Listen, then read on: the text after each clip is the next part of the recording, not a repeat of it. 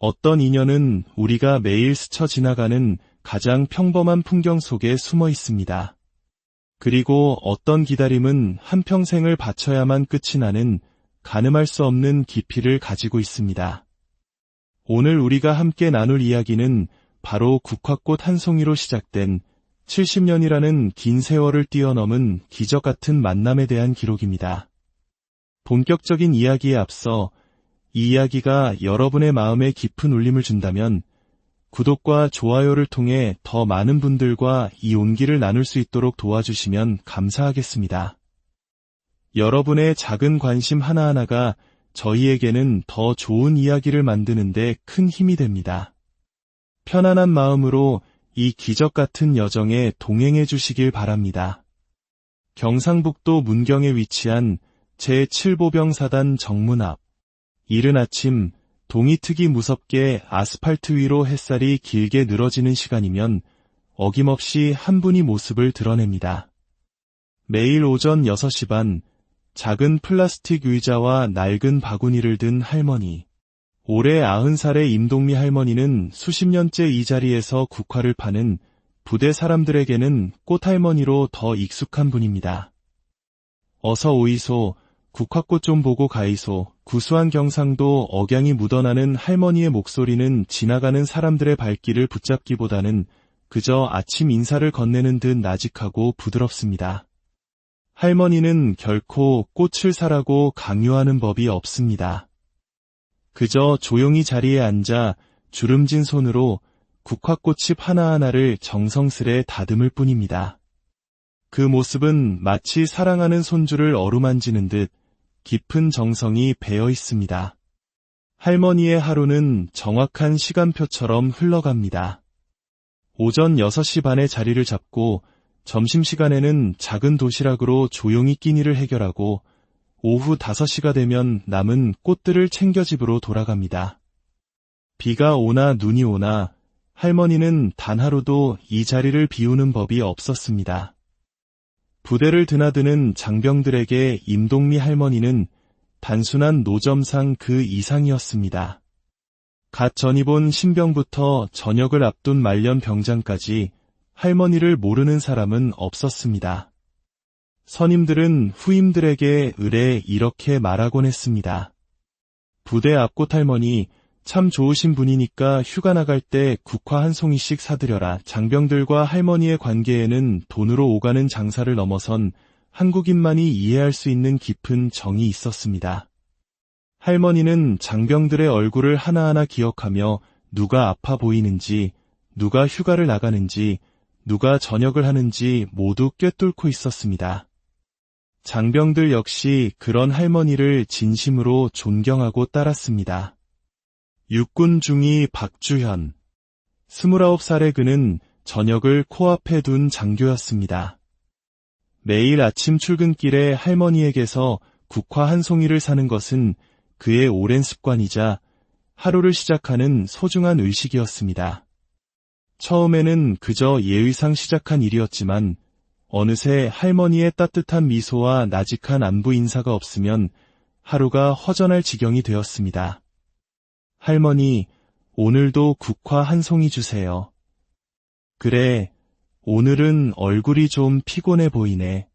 어젯밤에 잠 설쳤나. 두 사람의 대화는 늘 이렇게 짧았지만 그 안에는 핏줄보다 더 진한 정이 오갔습니다.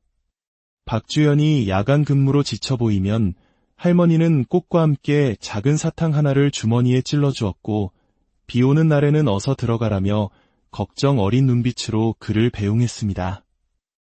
어릴 적부터 외가에 대한 기억이 거의 없었던 박주연에게 할머니는 그 자체로 따스함과 그리움의 대상이었습니다. 할머니 역시 박주연을 유독 아꼈습니다.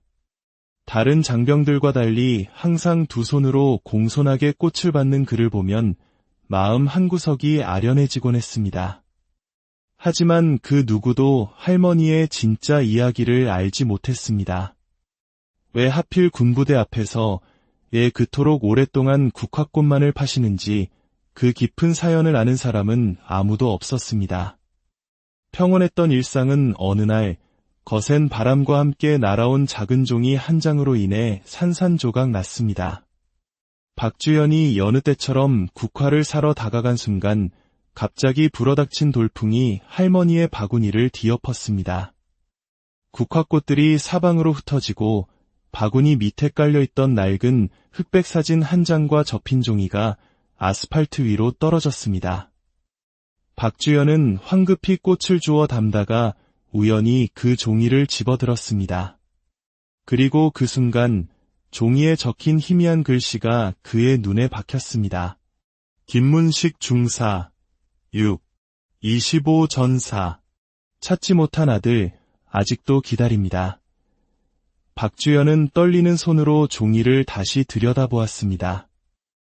연필로 꾹꾹 눌러 쓴 글씨 아래에는 군복을 입은 젊은 남자의 흑백 사진이 붙어 있었습니다. 사진 속 남자는 굳은 표정으로 정면을 응시하고 있었고 가슴에는 중사 계급장이 선명했습니다. 세월의 빛이 발해 얼굴은 흐릿했지만 그 기계만큼은 또렷하게 느껴졌습니다. 할머니, 이거. 박주연이 종이를 들어보이자 할머니의 얼굴이 새하얗게 질렸습니다. 평소의 온화함은 온데간데였고 손은 걷잡을 수 없이 떨렸습니다. 마치 수십 년간 감춰온 비밀이 드러난 것을 두려워하는 듯했습니다. 아니다. 그냥 오랜된 사진일 뿐이다. 할머니는 황급히 종이를 빼앗으려 했지만 박주연은 무언가 거대한 이야기가 숨겨져 있음을 직감했습니다. 이것은 단순한 추억이 아니라 할머니의 삶 전체를 관통하는 깊은 상처였습니다. 할머니, 혹시 이분과 어떤 관계이신가요? 옛날 일이다. 아무것도 아니야. 할머니는 고개를 돌리며 대답을 피했지만 그 눈가에 맺힌 눈물을 박주연은 놓치지 않았습니다. 그는 더 이상 묻지 않고 조심스럽게 종이를 돌려주었습니다. 하지만 김문식이라는 이름 세 글자는 그의 마음에 무겁게 내려앉았습니다. 부대로 돌아온 박주연은 곧장 행정실로 향했습니다. 전사자 명단을 관리하는 김 상사에게 그는 조심스럽게 물었습니다. 상사님, 혹시 6, 25 전사자 명단 중에 김문식 중사라는 분이 있는지 확인 가능할까요? 김 상사는 잠시 컴퓨터를 두드리더니 이내 화면을 보여주었습니다. 김문식 중사, 1925년생, 1950년 12월 강원도 화천 전투에서 전사 처리되셨네요. 당시 25이었습니다. 그런데 유가족 등록은 무연고로 되어 있습니다. 가족을 찾지 못했다는 뜻이죠. 무연고. 하지만 할머니의 쪽지는 분명 그를 기다리고 있었습니다. 무언가 잘못되어 있었습니다. 박주연은 전쟁기념관 기록보관소에 김문식 중사의 유품이 보관되어 있다는 사실을 알게 되었습니다. 특히 가족에게 보내려 했으나 끝내 붙이지 못한 편지 여러 통이 있다는 말에 그는 심장이 내려앉는 것 같았습니다. 주말 아침 박주연은 전쟁기념관으로 향했습니다. 지하에 위치한 기록 보관소의 서늘한 공기가 그의 뺨을 스쳤습니다. 담당 직원은 낡은 나무 상자 하나를 조심스럽게 꺼내 주었습니다. 상자 겉면에는 김문식 중사 1950, 12, 23 화천이라고 흰 펜으로 적혀 있었습니다.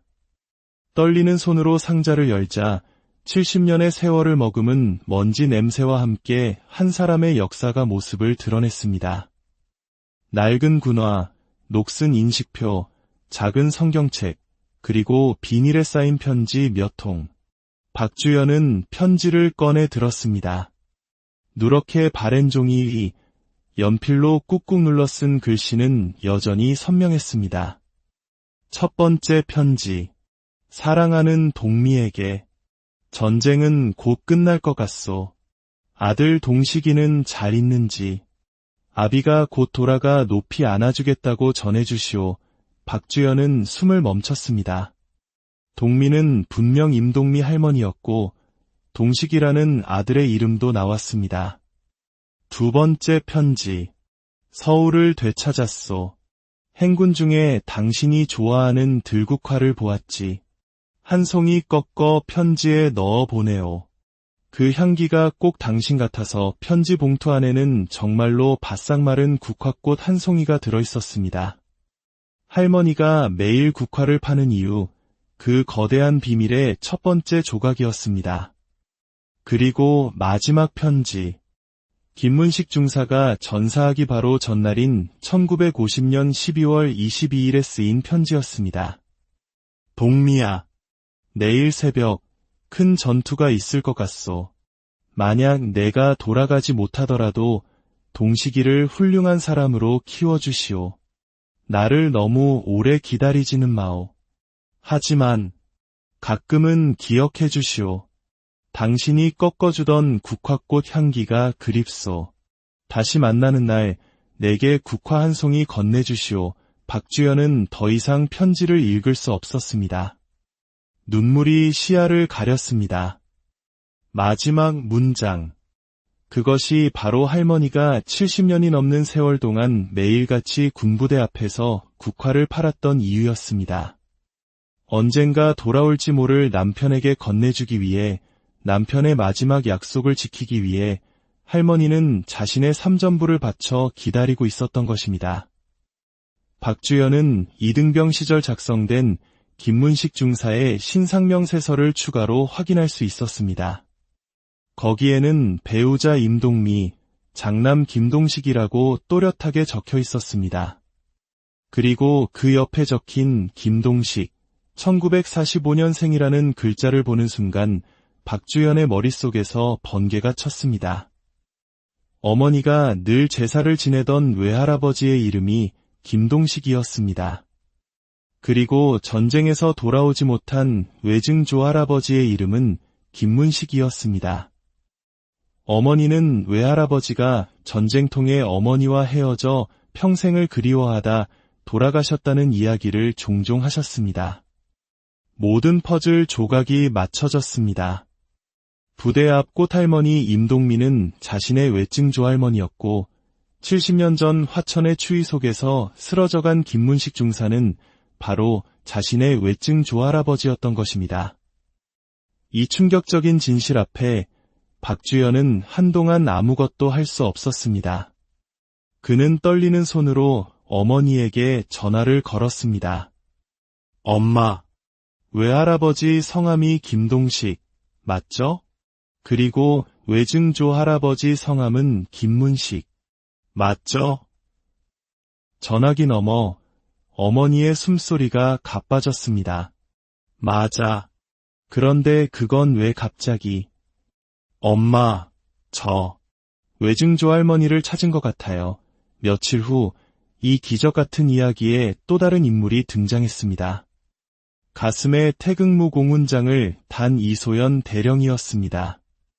그녀는 전쟁 고아였던 어린 시절 전국의 고아원을 돌며 아이들을 살뜰히 챙겼던 임동미 할머니의 도움으로 군인의 꿈을 키웠다고 했습니다. 할머니의 소식을 수소문하던 그녀는 박주연의 사연을 듣고 한달음에 달려왔습니다. 이소연 대령의 도움으로 박주연은 마침내 할머니 앞에 모든 진실을 고백할 수 있었습니다. 할머니, 저는 김동식 할아버지의 손자 박주연입니다. 임동미 할머니의 손이 가늘게 떨렸습니다. 동식이, 내 아들 동식이를 안다고? 네, 제 외할아버지셨어요. 평생 할머니를 그리워하셨습니다. 그럼 너는 내 증손자란 말이냐? 네, 맞습니다. 외증조 할머니. 70년 만에 처음 들어보는 그 호칭에 할머니는 아이처럼 목 놓아 울었습니다. 그 후 박주연의 어머니 박선영 씨가 아버지가 평생 간직했던 어머니의 낡은 사진과 편지를 들고 찾아왔고 70년 만에 눈물겨운 가족 상봉이 이루어졌습니다. 평생의 소원을 이룬 기쁨도 잠시 오랜 세월 홀로 버텨온 할머니의 건강은 급격히 나빠졌습니다. 하지만 할머니의 얼굴에서는 미소가 떠나지 않았습니다.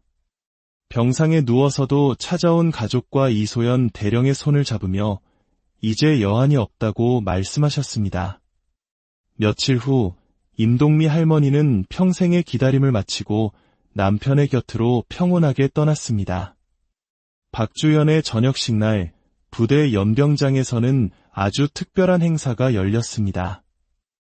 이소연 대령은 임동미 할머니의 유골함을 들고 연단에 섰습니다. 오늘 우리는 한 위대한 여성을 기리고자 합니다.